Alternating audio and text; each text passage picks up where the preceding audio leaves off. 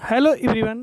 आज की इस वीडियो में क्लास 10th के जैव प्रक्रम चैप्टर से मोस्ट इम्पॉर्टेंट एमसीक्यू लिए गए हैं, जो कि इस प्रकार हैं। इसमें से हम पहला क्वेश्चन देख सकते हैं। पादप में जाइलम उत्तरदायी है, तो पौधों में जाइलम का क्या काम होता है?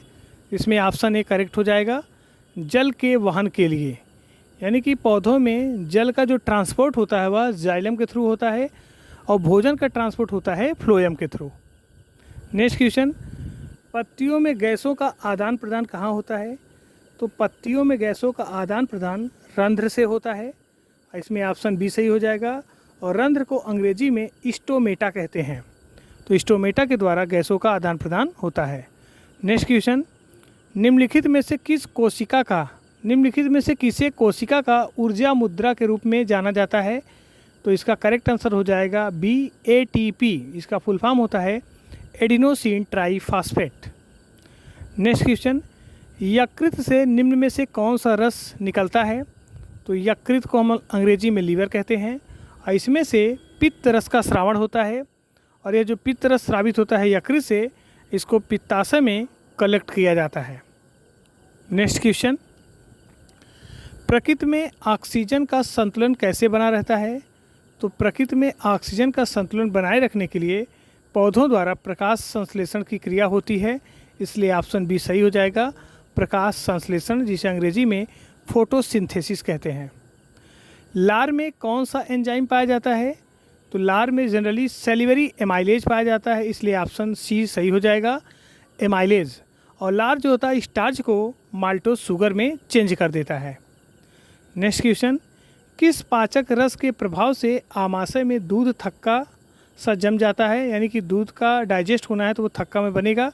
इसके लिए रिस्पॉन्सिबल एंजाइम होता है renin. Option B is correct. मनुष्य में पाचन क्रिया कहाँ पे आरंभ होती है?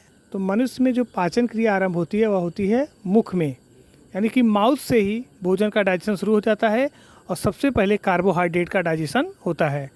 नेक्स्ट क्वेश्चन, मनुष्य का हृदय प्रति मिनट में कितनी बार धड़कता है? तो मनुष्य का हृदय 1 मिनट में 72 बार धड़कता है।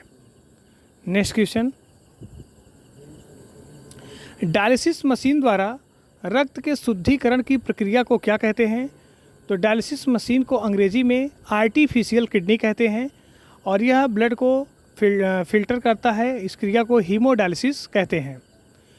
हृदय से रक्त को संपूर्ण शरीर में पंप किया जाता है, तो हृदय में 4 चैम्बर होते हैं, 2 अलिंद और 2 निलय, तो पूरे शरीर में ये पंप करता है निलय, तो ऑप्शन बी सही हो जाएगा, निलय द्वारा। स्वपोषी पोषण के लिए आवश्यक है, तो स्वपोषी पोषण पौधों द्वारा होता है और प्रकाश संश्लेषण की क्रिया होती है, इसके लिए सभी सही हो जाएगा, CO2, क्लोरोफिल एंड सूर्य का प्रकाश। नेक्स्ट क्वेश्चन, हरे पौधे कहलाते हैं, तो हरे पौधे जनरली उत्पादक होते हैं क्योंकि ये प्रकाश संश्लेषण द्वारा अपना भोजन स्वयं बनाते हैं और इसलिए इन्हें हम प्रोड्यूसर या उत्पादक कहते हैं। नेक्स्ट क्वेश्चन, प्रकाश संश्लेषण होता है, तो प्रकाश संश्लेषण की क्रिया केवल हरे पौधे करते हैं क्योंकि हरे पौधे का मतलब उसमें क्लोरोफिल प्रेजेंट होगा, तो क्लोरोफिल सनलाइट को एब्जॉर्ब करता है। नेक्स्ट क्वेश्चन, इनमें सामान्यतः किसका उपयोग कोशिका द्वारा ऊर्जा उत्पादन के लिए होता है? तो कोशिका के द्वारा ऊर्जा उत्पादन किया जाता है ग्लूकोज के द्वारा, तो इसमें ऑप्शन सी सही हो जाएगा। ग्लूकोज का अणुसूत्र होता है C6H12O6। वसा का पाचन किसके द्वारा होता है? तो जनरली वसा का पाचन लाइपेज एंजाइम के द्वारा होता है और लाइपेज फैट को डाइजेस्ट करता है, तो ऑप्शन डी सही हो जाएगा।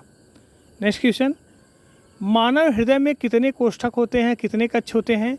तो मनुष्य का हृदय 4 कक्षों में डिवाइड होता है, इसमें से 2 अलिंद और 2 निलय होते हैं। ऊपर वाले को अलिंद और नीचे वाले को निलय कहते हैं। नेक्स्ट क्वेश्चन, यूरिया रक्त में कहाँ से प्रवेश करती है?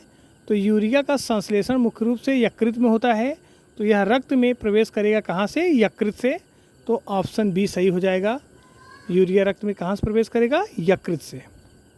नेक्स्ट क्वेश्चन, जीवों के शरीर से उपापचयी क्रियाओं के फलस्वरूप उत्पन्न अपशिष्ट पदार्थों का निष्कासन क्या कहलाता है? तो ऐसी प्रक्रिया को उत्सर्जन कहते हैं। ऑप्शन बी सही हो जाएगा, उत्सर्जन।